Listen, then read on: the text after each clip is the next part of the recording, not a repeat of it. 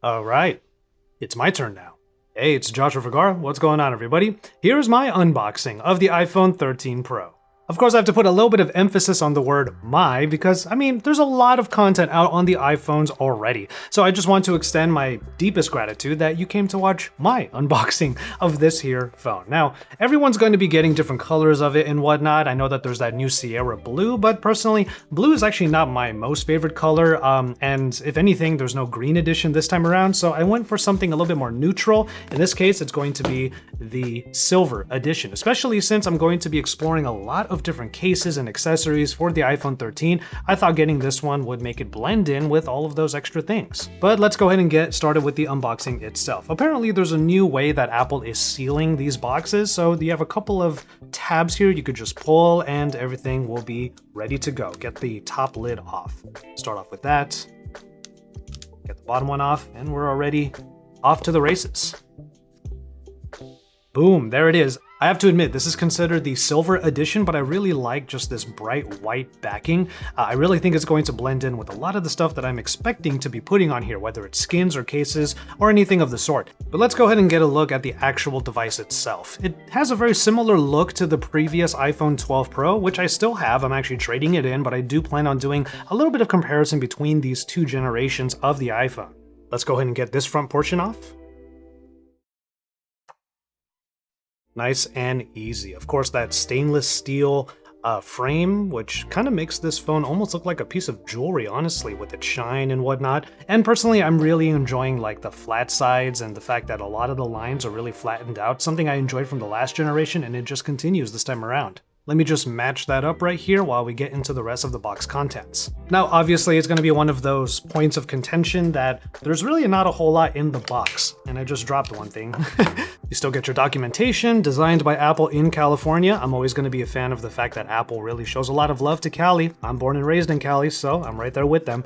And we have the SIM tool in here. Gonna make sure to get a SIM in there very soon. And of course, the Apple sticker, white sticker, matches the phone. So this morning when Issa and I went to pick up our particular iPhones, one funny thing that happened was the person who was working at Apple actually asked if, with the lack of a charger in the box, if we already had 20-watt chargers, fast chargers for the iPhones that we were buying. And I went, yes, basically, not official Apple ones, but I definitely have plenty of fast chargers all over the place, and you just need to use this cord with any of them, thankfully. If you're a tech enthusiast, it's very likely that you have chargers that will fast charge the iPhone. You just need to plug it in via USB-C here. So you do need a brick that does USB-C, not USB-A, but of course the other side, still a Lightning port. Say what you will about that, sound off in the comments. But okay, that's going to do it for the actual unboxing. I'm just going to pack this up. I'll obviously be using that cord a little bit later on. But first, let's hope that the phone actually has some charge, unless I do have to be using that cord sooner rather than later. I'm really liking this handwritten boot up screen. It's very inviting.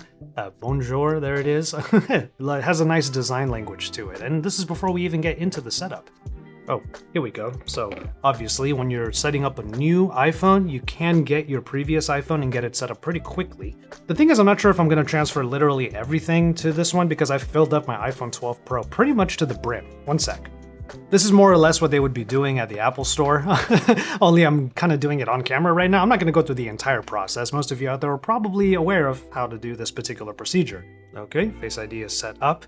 We still have to use Face ID. There's no Touch ID anywhere, even though on the iPads, and I have an iPad mini ready to be unboxed over there, stay tuned for that, we have Touch ID in the power button, and a part of me is still wondering why we don't have that on the iPhones. Oh, here we have some Apple Watch stuff, so I do want to get my Apple Watch set up as well. Speaking of accessories, obviously you might be wanting to have all of the Apple stuff paired with your new iPhone. So here I have my Apple Watch, going to be coming back to the Apple Watch SE. Of course, that's until the Series 7 makes its way to me, so stay tuned for that as well.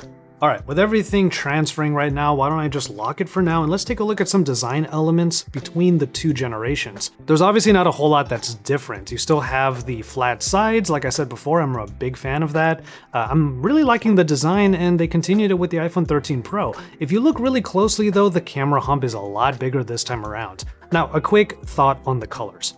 I know that the Sierra Blue this year is probably the one that a lot of people will be getting, but I really prefer this Pacific Blue from last year. If you ask me, as far as the colors are concerned this year, I'm actually more into like the pink editions of the iPhone 13 mini and the regular iPhone 13. I actually have an iPhone 13 over there ready to go, but the iPhone 13 mini was just unboxed by Isa. Once that video is available, you'll see the link appearing above, and it's also found in the description below.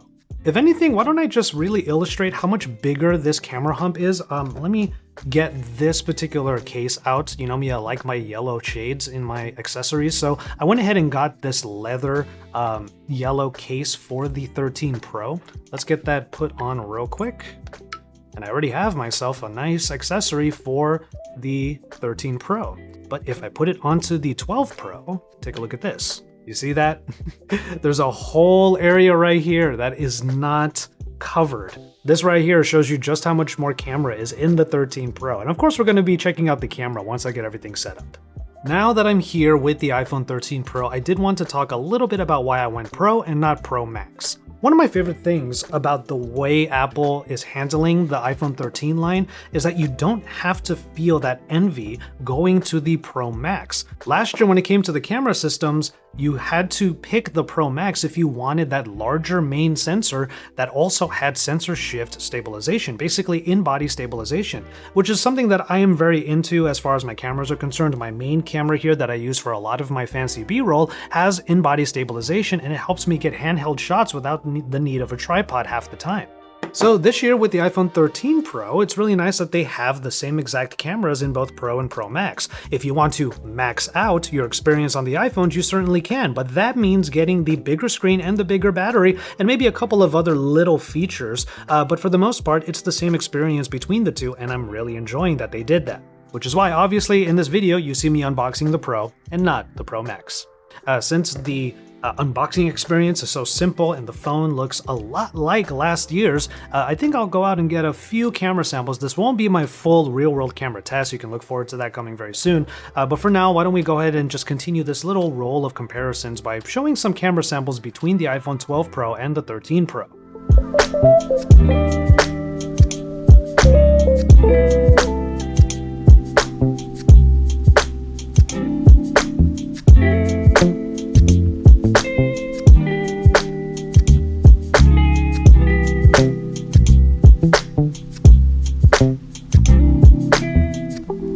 Not passing any judgment on the cameras just yet. Obviously, the larger sensor, especially the main wide sensor on the 13 Pro, is going to bring in a little bit more light, maybe a lot more light, and be enhanced so that you have better quality across the board. Obviously, one of the main things I want to be testing out here is the cinematic mode. So let's just take a look at some of these rack focusing shots of Isa, the background. And even though we are scrambling to get as much of our content out as possible on today, which is iPhone Day, well, we're still going to go out and have a nice meal.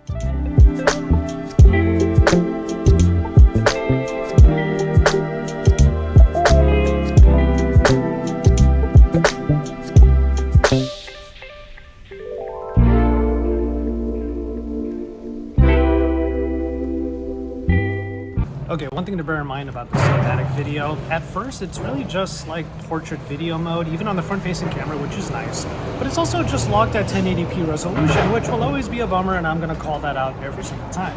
But when it comes to the actual focus, if you're the one filming yourself and you have no one else around, I have to give Apple some props because they allow you to change the depth information and the focus after the fact. So if I bring up my burrito straight up to it, it's already going to change up because I'm covering my face. But if I really wanted to, I could also tap the background after the fact in the Gallery app, in the Photos app. That way the background changes up as well.